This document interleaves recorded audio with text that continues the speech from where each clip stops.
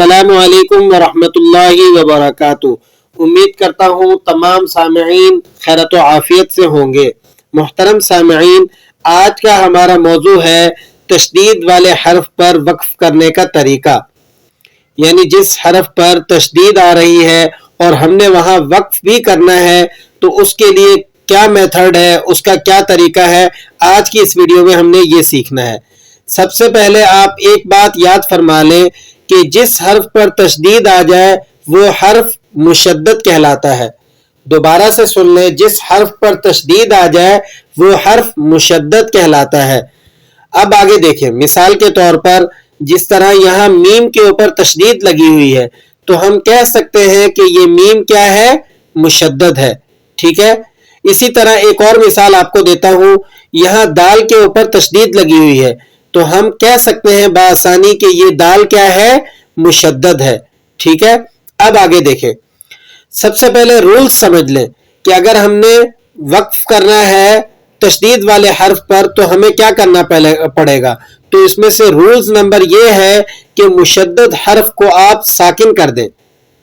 यानी जिस हर्फ पर तशदीद लगी हुई है और आप वहां वक्फ करने लगे हैं तो सबसे पहला काम आपने क्या करना है कि मुशद्दद हर्फ को साकिन कर देना है। साकिन करने का मतलब क्या है कि अगर उसके ऊपर ज़बर, ज़ेर, पेश में से कोई भी हरकत है तो आपने उसको क्या कर देना है, ख़त्म कर देना है और उस हर्फ को क्या बना देना है, साकिन।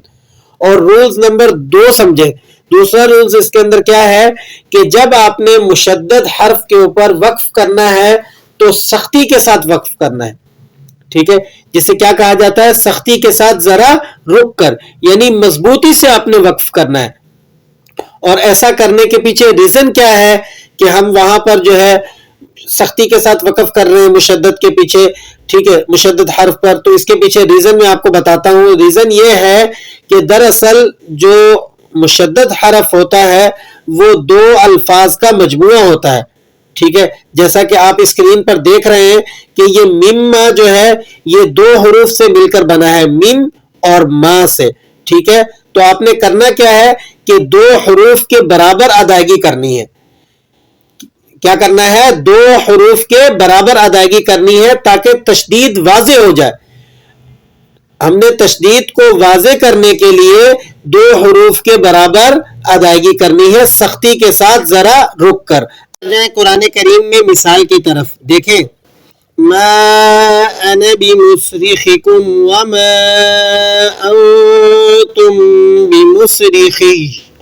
अब हमने वक्फ किया है कहां पर, बिमुस्रिखी, या के ऊपर वक्फ किया है और या आपको नजर आ रहा है मुशद्दद है, यानी या के ऊपर तशदीद लगी हुई है और तशदीद में हरकत क्या है, या के ऊपर जबर है। तो हमने पहला काम क्या करना है कि मुशद्दद हर्फ को हमने क्या कर देना है, साकिन। ठीक है, साकिन करने के बाद अब हमने रूल्स नंबर 2 क्या करना है कि सख्ती के साथ जरा रुक कर वक्फ करना है। किस तरीके से, वमा अंतुम बिमुस्रिखी, ये देखें सख्ती के साथ आपको जरा रुक कर वक्फ होता हुआ नजर आ रहा होगा, सुनाई दे रहा होगा। बिमुस्रिखी, या को हमने साकिन किया और दूसरा रूल्स अप्लाई किया कि या को हमने सख्ती के साथ जरा रुक कर अदा किया।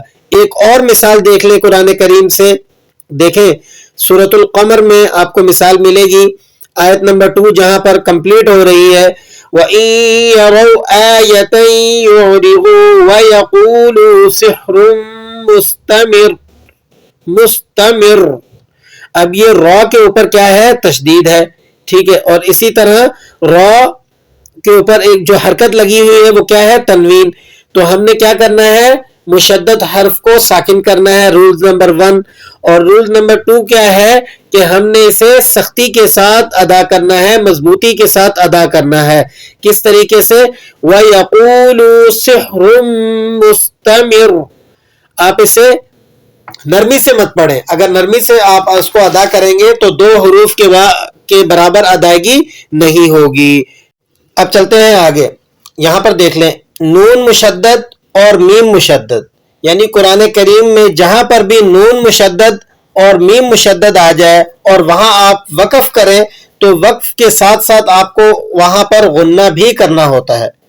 دوبارہ سے سن لیں, نون مشدد یا پھر میم مشدد اگر قرآن کریم میں آ جائے اور وہاں آپ وقف بھی کریں تو آپ نے غنہ بھی کرنا ہے. چلیں آپ کو نون مشدد کی مثال دے دیتے ہیں. سورۃ الرحمن میں ہمیں اس کی مثال ملے گی.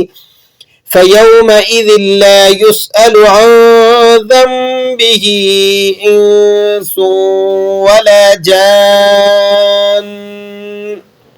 اب لفظ کیا ہے؟ وَلَا جَانٌ. تو جان نون کے آخر میں جو نون ہے یہ مشدد ہے, ٹھیک ہے.